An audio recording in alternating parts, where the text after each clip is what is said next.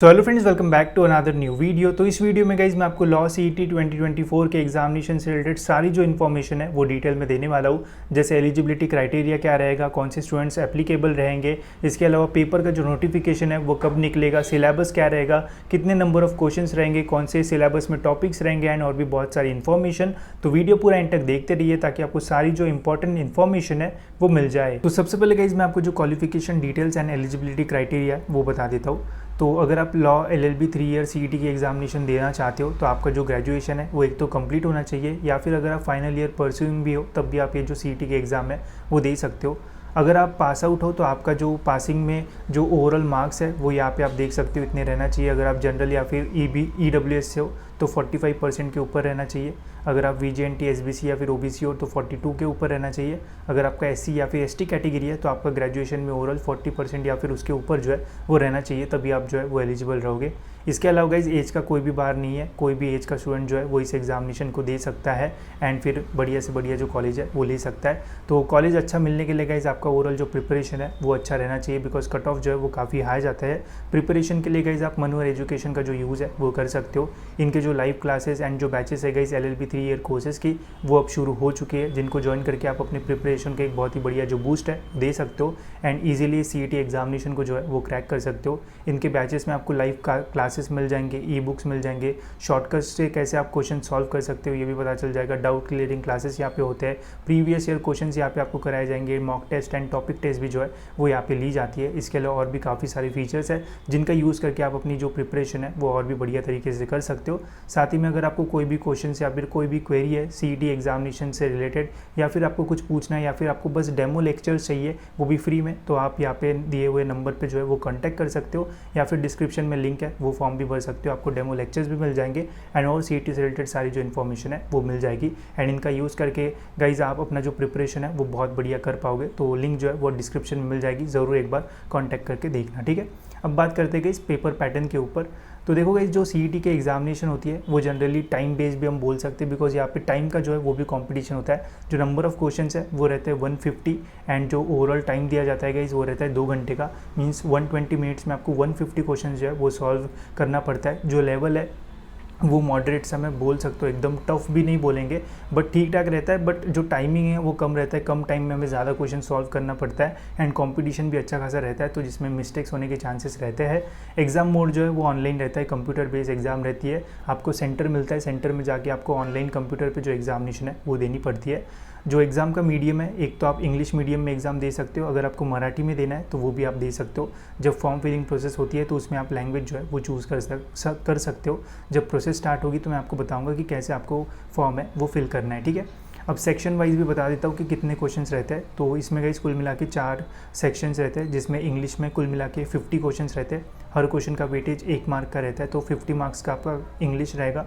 Logical and analytical reasoning रहता है guys 30 questions रहते हैं 30 मार्क्स के। General knowledge with current affairs ये रहते हैं गाइस 40 क्वेश्चंस 40 मार्क्स के। And legal aptitude and legal reasoning ये रहते हैं गाइस 30 क्वेश्चंस 30 मार्क्स के, ठीक है।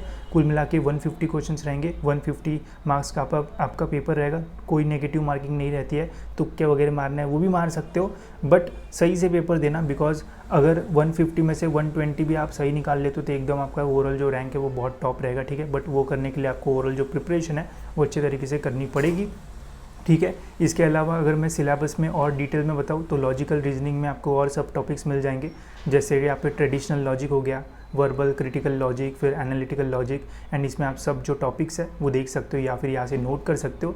इसके अलावा अगर आपको सिलेबस से रिलेटेड कोई कन्फ्यूजन है तो नीचे गई से आपको नंबर्स मिल जाएंगे, वहाँ पे कांटेक्ट कर लेना, वो आपको सिलेबस से रिलेटेड भी आपकी सारी जो क्वेरीज है वो सॉल्व कर देंगे।